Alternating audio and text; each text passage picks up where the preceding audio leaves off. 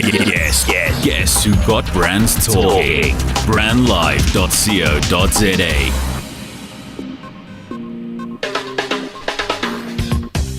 Hello and welcome to Creative GHETTOS, the show that explores various creative industries and profiles the Africans who push them forward. Each week I spend 30 minutes unveiling excellent and inspiring individuals within creative industries, including but not limited to fine and contemporary art, architecture, design, food, film and literature. My name is Kwanele. Thank you for joining me right here on brandlive.co.za. The month of July has undeniably become synonymous with the RMB Turbine Art Fair. This fair is a fantastic conversation between artists, gallerists and interested visitors. For 4 days, the Turbine Hall in Newtown, Johannesburg became home to works by 380 artists and 48 exhibitors. The event is the perfect interactive starting point for learning about art and collecting. It's one of the rare occasions where you can purchase works by celebrated African artists for less than 50,000 Rand. I had the opportunity to speak to Glynis, Hyslop, Ruzy, Rusike and Fulufhelo, Mobadi. In their own ways, these three women were instrumental to the success of this year's fair. First up is Glynis Hyslop, who's the founder of the RMB Turbine Art Fair. Glynis, the theme for 2018 is Think, which is for me very intriguing. How did it come about and what is it that you'd like people to be thinking about? Well, it came about in a very pedestrian way, actually, and that our new wonderful sponsor, RMB, Rand Merchant Bank, I think their whole theme is about creative thinking and solutionist thinking. And they had commissioned a fantastic work of art for their precinct in front of their buildings in Sandton by the Bronze Art Foundry. And it's Think. It's a bench that's made out of concrete, and if you look at it from one way, you can see it's Think. And if you look at it from another way, you can't see what it is at all. But it's a very inclusive bench in that there are ways to sit around it in various different ways and lie on it and do all sorts of various things while you're thinking and talking and collaborating. And we think that art makes one think. And we think it's a wonderful way to start a conversation. We think art is part of the creative economy. We think that it's an inclusive medium for people, and it's what we want people to do when they come here. We want them not necessarily to be art experts at all. In fact, we're very happy if they've even heard of art, but we want to know what they're thinking afterwards, and we want them to see it and think about it and see how it could fit into their lives. Okay. So what has it meant for Turbine Art Fair this year to have RMB as a headline sponsor? Well, as I said earlier, I'm absolutely delighted to have them because they're very committed to the creative economy. And they've been a partner with us for about the past 5 years with a wonderful project, which is now called Talent Unlocked. It's actually a project that we did on our own before, and we thought, gosh, it's going to become an expensive project. We need someone. And they came on board as a CSI project. And basically, it's a call to artists that come from all walks of life or any perhaps unknown, and to be selected, and then they go through a mentorship program with peers and older artists who teach them about, look at their art, show them how they can perhaps look at it in a different way, and they learn about the business of art. And then they show on a project called Talent Unlocked. So RMB have been supporting that for a long time. So when they approached us, we thought it was a great fit.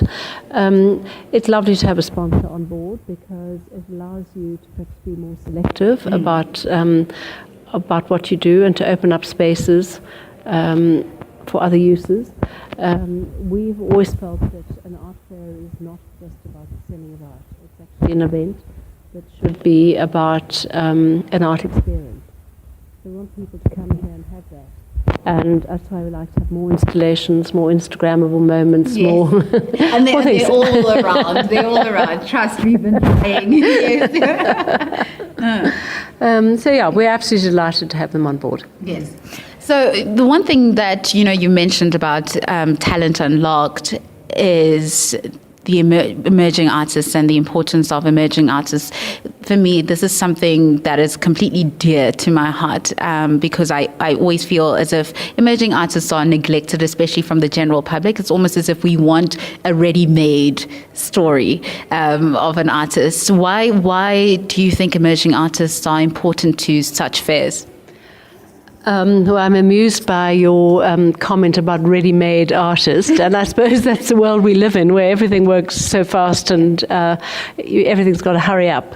And actually, there's a wonderful radio ad, not from our sponsor, about how things take time. Investing takes time, and you have to nurture things. You've got to find, but I think it's exciting to find young artists, because as long as they have talent and a good work ethic, they'll be successful, I believe. But they have to have the opportunities to show other people. I had a most fantastic conversation with a girl from a radio station earlier, a really my age sort of person, and she said, I found this fair incredibly emotional to see all these artists who bearing their souls on the walls.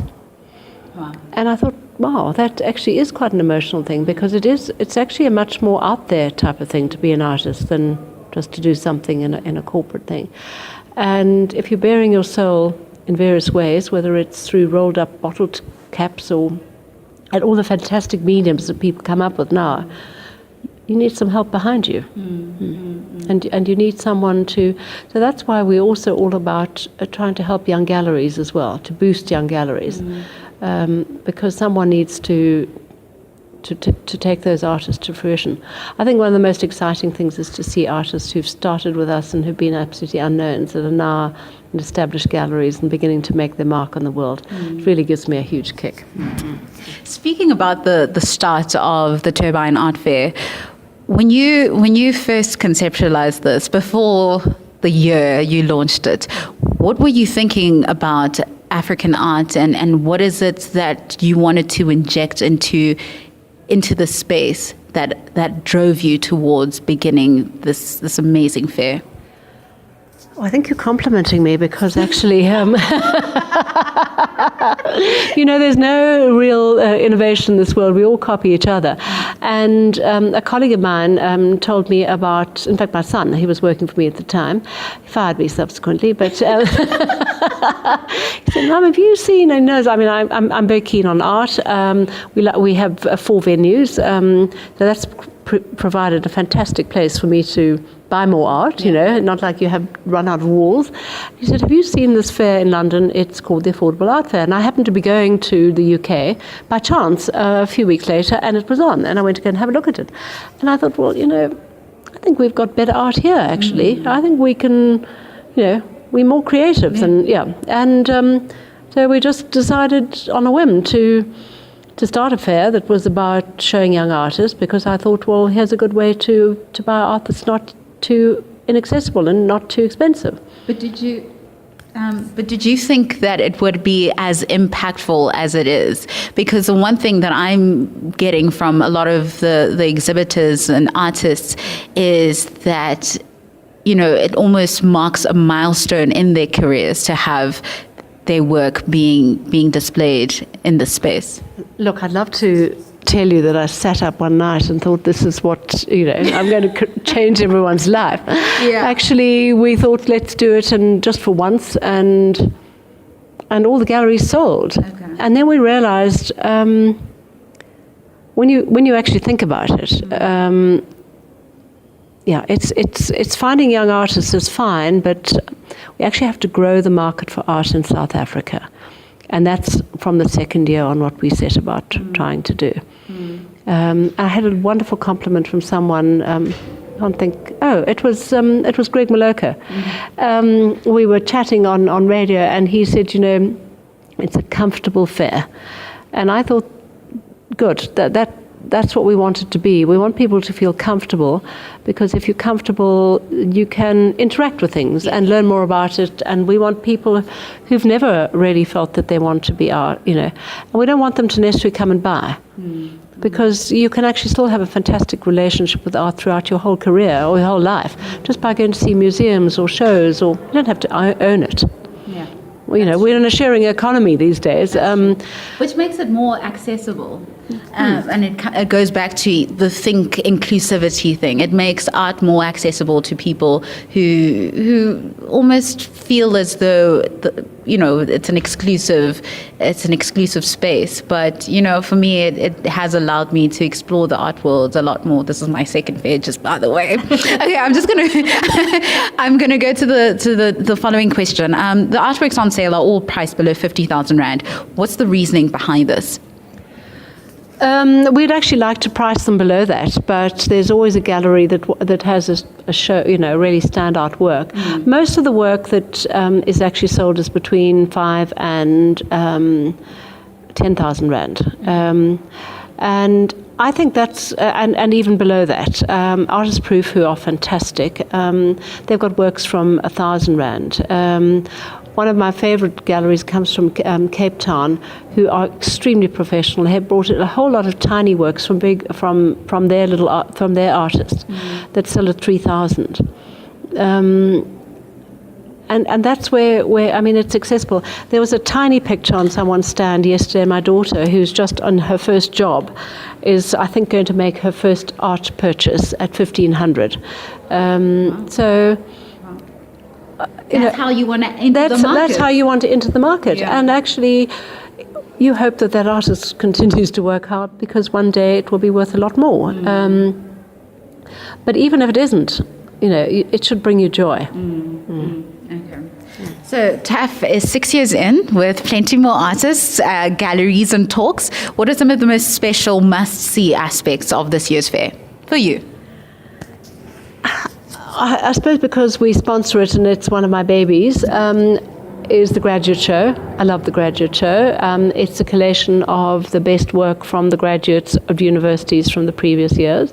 But I think the installations are exciting. The must-see is actually the most surprising. It's the Strauss exhibition of Irma Stern, who is like a dead artist, and a German dead artist, which is quite uncool. Yeah. But if you actually go, I don't know if you know Joe from LL Editions, yeah. He was in there with me, and he's quite an edgy, he's a master printer, he's a fabulous man.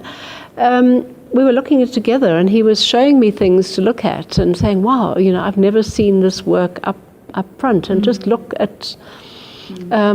So it's interesting, and she was quite revolutionary in 1949 to be painting like that, I think. But there are,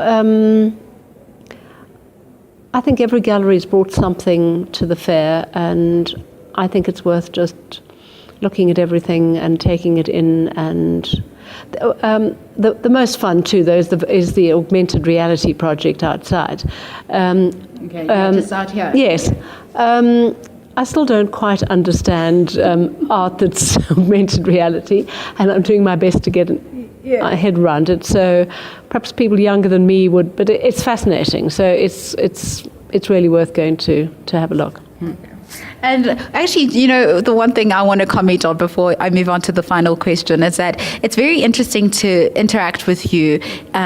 You've been doing this art fair for 6 years, and you're still learning about certain nuances about art, and you would think that you know everything, and that's exactly these things bring me joy, because it shows that we're always learning about certain things, and we shouldn't find spaces intimidating, because you have to be open to learning. Completely. In fact, that's what I'm so envious of younger people. They've got their whole lives to learn more, And but what's so nice is about that, even though there's nothing new, is how people do have different interpretations. I don't know if you saw that installation of the coiled up gold under the stairs. Crystal, yeah. And you immediately think, well, you probably got that idea from El and Tsui, but actually it sparked a totally different thing. It is just a whole piece of wire where you punch out the bottle tops. And he's rolled it up and put a light in it. It is beautiful. It's absolutely beautiful. Yeah. So, art's all about different mediums, and incredibly exciting. Okay, so the final question: who are some of the artists that you are most thrilled about hosting this year? I know we've just spoken about Crystal and the augmented reality stand. Some of the old and some of the new. I bought a monotype from Samson Ruzy, and it's a collaboration with Colbert. So I was excited to do that. I mean, I think there are some. I'd hate to pick out one against the other. I bought some of the artist proof. I mean, what a incredible response to. You probably know that Fulufhelo from Strauss & Co. went to artist proof, and he went to some of the other educational institutions and told them about Irma Stern and what she had done, and asked them to do a response in terms of still life. And they've come up with amazing things. So that to me was an exciting project to see. I'm always excited with any of these artists. I mean, Temba Kamalo, who I bought a picture of ages ago. Wow, I mean, he's a jolly expensive young man, actually. And he was here last year as well. Yeah, I bought one from Artist Proof about 3 years ago, but he's actually represented on Red Room stand. An interesting thing he's doing with coffee now. So, I mean, I think the most exciting thing is to see when an artist evolves and what they do. I mean, there one or two artists get stuck, I think, in the same genre. But when they reinvent themselves year on year, you know that they're going to be a successful artist, I think. Oh, wow. Yeah. Thank you so much, Glynis. Thank you. An extra special part of the fair was the tribute to one of Africa's most important artists, David Koloane, titled This Landscape, the quintessential metaphor for life. This powerful exhibition was curated by Rusike. I spoke to Ruzy about the story behind the exhibition, as well as the perfect timing of the tribute. Ruzy, can you please tell me more about the idea behind the title of this exhibition in relation to David Koloane's 80-year body of work? So basically, Joe, who owns Alal Editions, approached me about curating David's tribute wall. And obviously, when curating it, I was a bit intimidated because of who and what he has done for Southern Africa in relationship to the art industry and what he has done for young people as well. So when you talk about a tribute, I also needed to make sure when I do this, I make sure that it's a personification of his life before this and a personification of his life of what's to come. So that's why I titled it This Landscape, the quintessential metaphor for life. And I think that in his work, as a lot of people talk about it as being very layered and very difficult to read and to interrogate, etc. But I think that when you know David and what he is and his soul, essentially, you go into the work and there's a certain silence that the work that is in the work, I guess, and you start to read the work very differently. So with regards to, let's talk about Descent, he talks about how when he moves to the city, the birds don't sing the same way they do when you go outside of the city. I love that. So I think that really hit me because the way we relate to space and the world differs. So that's why I speak about life, because and regards to the layering process as well, that we all have different layers in life. We've all got different moments in life that we've all experienced, but there's a moment where we experience it together. So the birds and the relationship to singing and song is also, there's so many layers in music as well, and with his work it's like a song but in the form of the visual of life. So yeah. That's a really great answer. Okay, so the moment I saw that there would be a tribute to Ntate David Koloane, I thought, yes, like, you know, firstly because he's still alive, yes, which is so important that we celebrate and we do honor our artists while they're still alive, and secondly, because of his contribution to South African art. What was this an exciting project for you to be part of, and why? Yes, it was. I think that it was very humbling as well, because when you sit down with someone as extraordinary as David, it makes you realize that what more you have to do for the art community as well. Yeah. So doing it, and speaking about his work and what this work actually represents to him as form of printing, and even like the process of it. It was very touching, because he doesn't usually work with color, and he's 80 now. And going back to what you said about him being alive and celebrating him while he's still alive is so important, because when people are still alive, it's not only I should have this experience of engaging with people like him, but it should be for everyone, And I think that he's accessible to everyone, and that's the thing that people don't realize, that sometimes the people who we pay tribute to and pay homage to are as simple. It's all it takes is a hello, and they will engage with you the same way you want to engage. So I think life sometimes is, like Nike, just do it, and it will. So many things are basically possible when you just do what you have to do, and that's what he's done for the community, and that's how he started off. He did what he had to do for his community, because art was always described as being this what did he say? He was talking about it as being kitsch, the work, and how he made sure that how it was defined by other people as being kitsch. So when he went to London to study in London and got all the technical training, he decided the same way to bring back all those things that he learned back to his community and implement it in his community. And that's why he developed Fulufhelo Foundation. And people in history get it wrong that he was part of Rockstrip, and he was never part of Rockstrip. So that's why, like, speaking with you now, it's so important that you actually talking about this, so that people can know that his story isn't what we think it is, and there's a way to discover him by having interactions such as this. So I guess that's a long answer, but yeah. No, that's a perfect answer, because it is completely unrelated. But the one thing that I do need to know, are you going to be writing a short little story about him, so that we have a more accurate documentation of his life and of his work? Yes.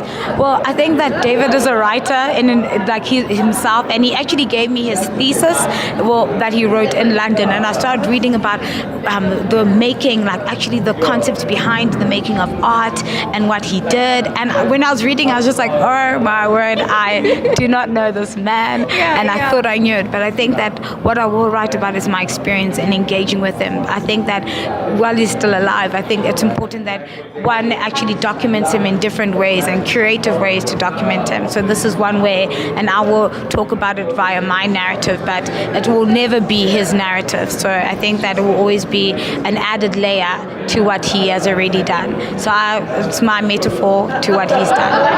All right. And did you work with him closely on this project? And what was that? Was it a very intimidating process at first when you were working with him? I won't lie to you. During the whole entire project, because I had my own schedule as well, and he had his, and I think that he also wasn't well as well, and so that made it a bit difficult. But I think that's when Joe came in, because this was very special to Joe to pay homage to David as well. So I think that when Joe was a very good mediator between David and I, because again, that intimidation, you are your own worst enemy, essentially. So I became my own worst enemy in the beginning, but now David unfortunately hasn't seen the show yet, but we're going to go and see him tomorrow to actually explain to him what's been happening in the process, because I think that it's important to bring back the narrative to him so he can also comment. That's why even with the little pamphlets, like we have people have taken it, but the people's distance, the people's breadth, the people's touch, and again relationship to the people, because essentially because I was working with him, I also wanted people who've also worked closely together with him, like Pat as well, to comment on what I've done and what he's done, because I didn't have that close interaction. So that's one way of challenging myself to make sure that I get the narrative right, because of not working very closely as well. But he did. But he did know that this. Yeah, no, we worked closely. Okay. In the beginning, we met up all the time with him, but then towards the end, it became a bit difficult. That's why I had to challenge myself more. And how did David feel about the fact that he's going to be honored in such a way? He was he loved it. I think that everyone will always love it, but I think what he loved the most was the fact that a young black female was going to be doing it. So he's always about empowering the youth. That's why he's even got that award. And everything he does is for the youth. It's not for him anymore. And I think that that goes back to what I said. It's so humbling when he just gives you a thing and he just wants you to just do what the best you can do for him, and he'll just give you the yes or the no, and that's it. That's how he's like. He's very simple and very humble, I think. Okay, lastly, what would you like a viewer to walk away thinking about after interacting with the space that you've curated? Firstly, just about how you've put everything together, and secondly about David Koloane. I think what is art to you as a South African, and how do you see yourself in the city of South Africa, and how do you define yourself in this landscape, and what is your own metaphor for life, I think. And essentially, as a curator, I just put it into different 3 categories: the people's touch, the people's distance, and the people's breath.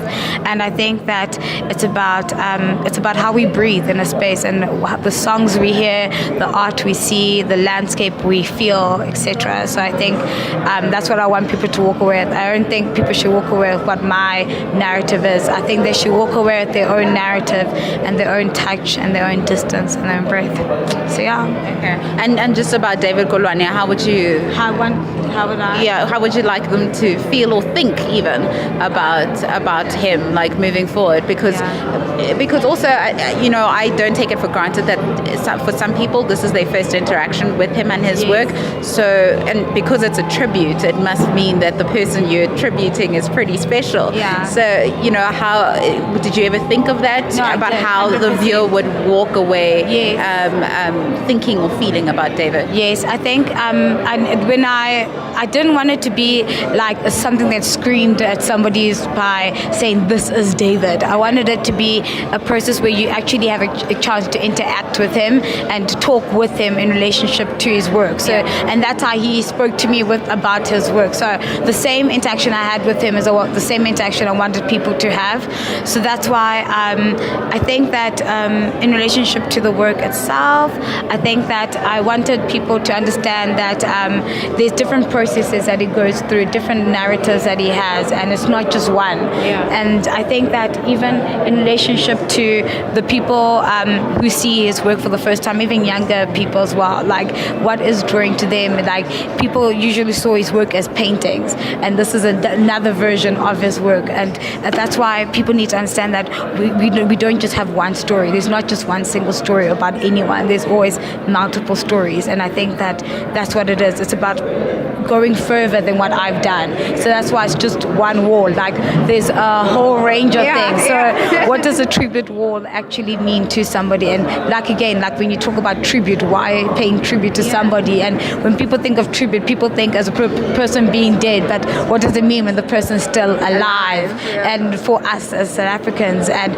even at the Turbine, what's called art fair, like the fact that they've done it and the fact that it's at an art fair, what does that mean in terms of consumerism, like what we consume and what we don't consume, etc. So I think that it's really commendable that they actually did this. So yes, one has to thank them for doing such an extraordinary thing to somebody still alive and living, and Uzun Joe, and the fact that I'm doing it. So three layers. Again, it's huge. All right, thank you.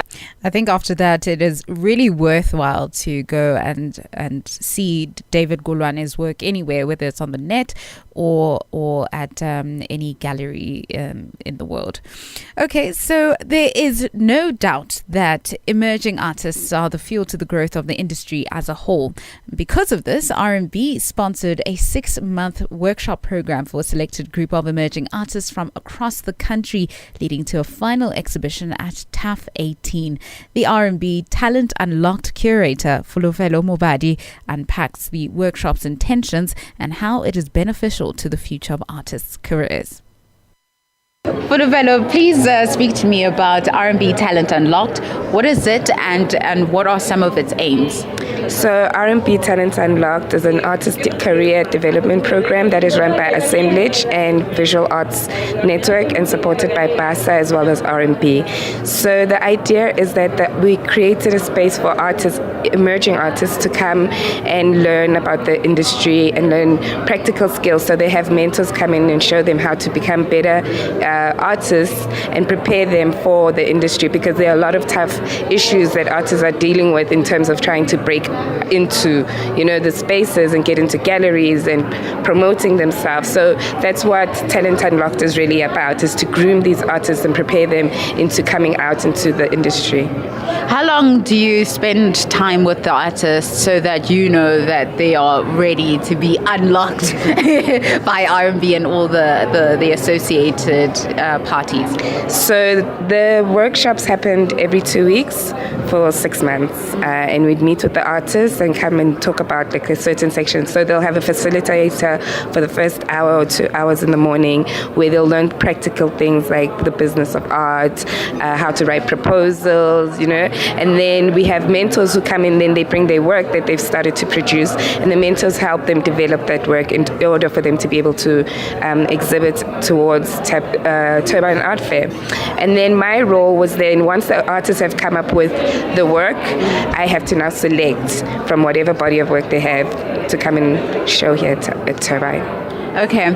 For me, a really interesting question that's always gnawing in my head is, what does it mean to be an emerging artist? Because a lot of the time, I see certain artists and I'm thinking, okay, these people seem like they're accomplished, and then I see them again in an emerging artist section. So what does that mean? Well, I've got a belief, actually. Someone told me this when I was starting out as an artist, that you're an emerging artist until you're 40 years old. That's like, for me, it's stuck, because it made me realize that yes, I can make it now and have all this money and people are buying my work, but am I relevant for the next 20 years? And I think that's the thing that makes an emerging artist, is that can you maintain that and go through whatever troubles that you go through as an artist, from not selling to being the biggest artist in the country, to then losing all of that, which are things that happen for artists all the time. So maintaining that and being able to live through all of that, and like David Goldblatt or your Kentridges, Esther Mahlangu, for instance, those are kind of people who have built their careers and made them long lasting, that they don't have to work every single day, actually. Yeah, because that's the dream, to be independent forever. Yes. Okay, so do you think emerging artists are neglected in terms of general public interest? And if so, how do you propose this can be resolved? I think they are neglected because there's so many emerging artists coming out, there's so many people wanting to be artists and being prepared from tertiary, and and then they come into the industry because there's such an influx. A lot of them get sidelined and they end up stuck in the townships, for instance, and you see someone has so much talent but he doesn't know which space to go to, because you go to a gallery and you feel like you're blocked, you personally as an artist feel like you're not ready, so these kind of programs like Talent Unlocked prepares artists to say, now you know how to do it, go out there and do it for yourself, and while you're exhibiting, people are getting interested. So we need more places for emerging artists to be recognized, so that they're not left idle or they don't forget about their dreams because they end up being cashiers, and not that there's anything wrong, but it happens that you find someone who's so talented, or but accountants. Or a nurse, like my mom wants me to be a nurse till today, but it's those kind of things that you end up feeling isolated when you're just sitting by yourself. So I think also emerging artists need to come together. We tend to just sit in the corner and think, okay, I can do this on my own, but collectively you can do so much more. And even if you started in the homeland somewhere, and you just start your own collective of artists. If you know that you are a group of emerging artists, visual artists, for instance, and you're from Soweto, and just start something together, start putting work together, start swapping work, show each other that this is what I'm doing, this is what I'm doing. I'm a photographer, I'm a sculptor. How do we put these two things together? You know, so I think that's what is important for them, for emerging artists to do, in order for them not to feel so isolated, is to work with one another and group each other up so that they can have spaces to work, you know, and to show more. And people are aware that there's a collective in Soweto that's doing this. There's a collective in Benoni that's doing this. And you put those two collectives together and you create something, because galleries are always going to pick the ones that they want, and don't wait for galleries. Yeah. Do you think, you know, something that you were speaking about earlier is that there are lots of things that come into the way of someone becoming a recognizable artist or even a successful artist? Do you think a lot of the work that also has to be done for artists is a mental mentally encouraging work, where it's not, oh, if you do this, like a formula, you know, sometimes we teach people through a formula, but if we really get into the insecurities and try and break down those walls, do you think that would be important and that would help them just get to the next level of their careers? Definitely. Like, for me to be part of, as a curator for Talent Unlocked, and my own personal story is that I came back from having a solo show and I was so upset. I was in London. And the whole time creating the work, I was so insecure. I had so much anxiety. I was just living in my own little box and thinking, I do not want to do this. I can't, you know? Wow. But the show went up and it was amazing.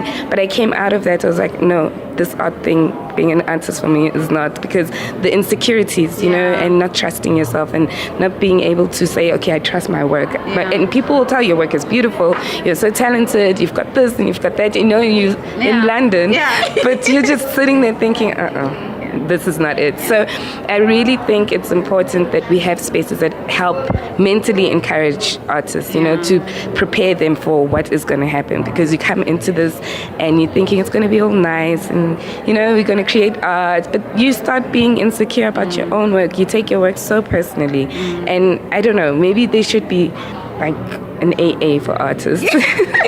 You know, we will all come together and we're like, it's going to be all right, you know, you're going to be fine. Okay. Yeah. So you curated this exhibition with artworks from about 19 artists. Was it difficult to put together a fluid and interesting narrative?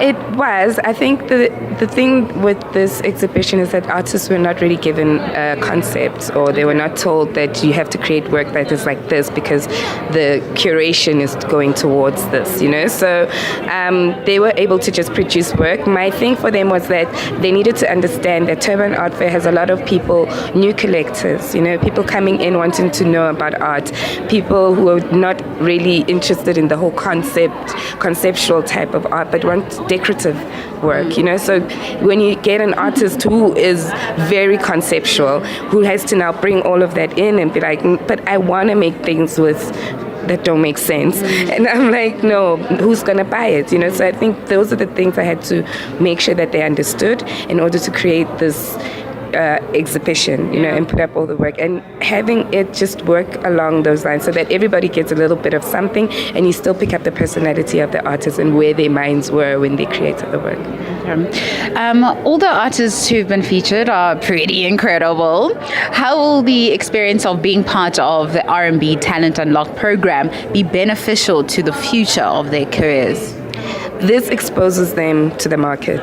You know, a lot of people are coming in here interested in work, and even if they don't buy, you've got a catalog, you've got the contacts, you can find this person whenever in future. So for them, it benefits them a lot. The artists are here now knowing what is to come for them, and they are prepared for the industry. You know, they're not now, yes, it's going to still be difficult, but they are more ready than another artist who's just still starting out, you know, and or just coming from having their masters, or, you know, where they're more prepared about what it takes to be an artist in South Africa and taking it outside into the world. So we've taught them how to apply for residencies, and a lot of them haven't been able to do these things before. So now to come in and show them that this is how you write a proposal, this is how you do this, you know, this is how you take yourself as a business. But but it's really, and it's a problem because a lot of artists don't know how to do a simple thing like write a proposal. But it's because it's so difficult. How do you sell your work? How do you convince someone to buy into what it is that you're doing? So we need to teach artists how to do that, to be able to. They struggle to even talk about their own work. We have them around and like, no, you need to go tell people about, and they're like so shy, and it's like, no, do it. You have to do it. You need to be used to this, so that whenever you go in a gallery or wherever you go in the world, you're able to now confidently tell people about who you are and what you do. Okay, lastly, what are some of the vital things you think emerging artists should consider in order to establish a substantial career? Just a little bit of advice. I think they shouldn't give up on their dreams. Always keep creating. Listen to critic. Always get a mentor. Like, even if you don't be part of these kinds of opportunities, find someone in the industry that is doing something similar to you, who's been doing it longer, and just say, I'll shadow you for like 2 days a week. You don't have to pay me. And until you've built yourself, until you're strong enough to see how the industry works. So my advice is that don't just sit in your little corner and expect things to happen. You need to get out there. You need to expose yourself. You need to surround yourself with artists all the time and see what people are producing. Go to the events and actually engage with the artists and the artwork, so that you understand how everything actually works, and not just there for the fun. Yeah. All right, thanks, Fulufhelo. Thank you so much for all the advice and just the insider information that you've given. Yes, so welcome. Cool. And that's the end of a really great show. I just want to say that I'm truly thankful to Fulufhelo Mobadi, Glynis, Hyslop, Ruzy, Rusike, and every artist or gallerist who allowed for Creative Ghettos to explore the world of African art. Get a broader sense of the fair by visiting its website on www.turbineartfair.co.za or on Instagram at Turbine Art Fair. To find out more about the Africans who drive various creative industries forward, make sure to follow Creative Ghettos on Instagram at Creative Ghettos. My name is Kwanele. Join me again next week, Friday, from 2 to 2:30 p.m. for another impactful show. Bye for now. Harnessing the power of talk radio. Brandlive.co.za